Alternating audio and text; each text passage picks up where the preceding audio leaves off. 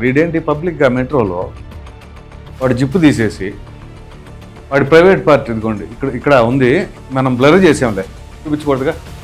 ఇది షర్టు, ఇది ప్యాంటు, జిప్లు వేసేసి తీసేసి అది ఆ ప్రైవేట్ పార్ట్ బయట పెట్టేసి ఎదర ఒక ఆడపడుచుంటే ఆ ఆడపడుచుకి మరి ఆనుకుంటేనే ఏమైపోద్దో అడిగి అది ఒక సునకానందం అంటే అయితే కదా కుక్కలు ఆనందపడేవి.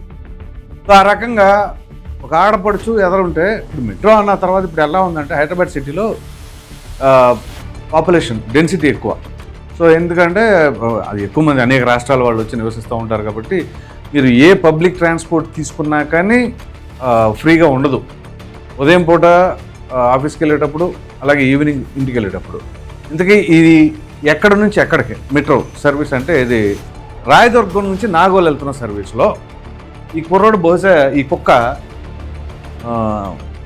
జూబ్లీ చెక్ పోస్ట్ దగ్గర అక్కడ ఎక్కి టువర్డ్స్ సికింద్రాబాద్ వెళ్తున్నాడు. సో చివరికి కుక్క అనాలంటే కుక్కలు కూడా సిగ్గుపడతాయేమో అన్నంత బాధ వేస్తుంది.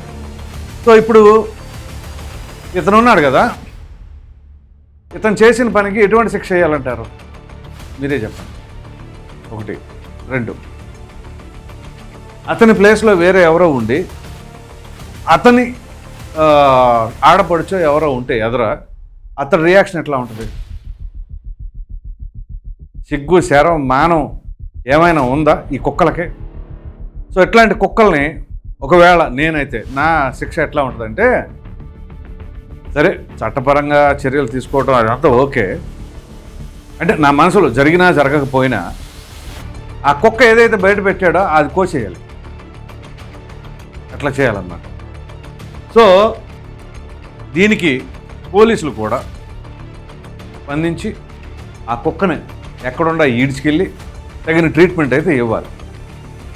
ఎందుకంటే ఇట్లా కుక్కలు రెచ్చిపోతూ ఉంటే ఆడపడుచుని మనం ఎట్లా ఏ పబ్లిక్ ట్రాన్స్పోర్ట్లో పంపించాలన్నా భయపడాల్సి వస్తుంది. బస్సులో వెళ్ళాలంటే ఆ బస్సులు చూస్తే ఖాళీ ఉండవు. అంతెందుకు బస్సులో నిన్న అమీర్పేట మైత్రివనం దగ్గర నేను అక్కడ నుంచొని ఉంటే ఒక కుర్రోడు, ఆ కుర్రోడు కూడా జాబ్ చేసుకునే కుర్రోడే, అలా వెళ్ళి అన్నీ బస్సు ఎక్కాడు. వితిన్ మినిట్ దిగి వచ్చేసి గబగబా సార్ మీ ఫోన్ ఇస్తారా అని చెప్పేసి అడిగాడు. ఏమైందంటే మన మొబైల్ కొట్టేశారు. సో బస్సులో ట్రావెల్ చేయాలంటే ఫోన్లు కొట్టేస్తున్నారు, పర్సులు లేపేస్తున్నారు. దానికి తగినట్టుగా ఆడపడుచులకేమో ఎక్కడ భద్రత లేదు.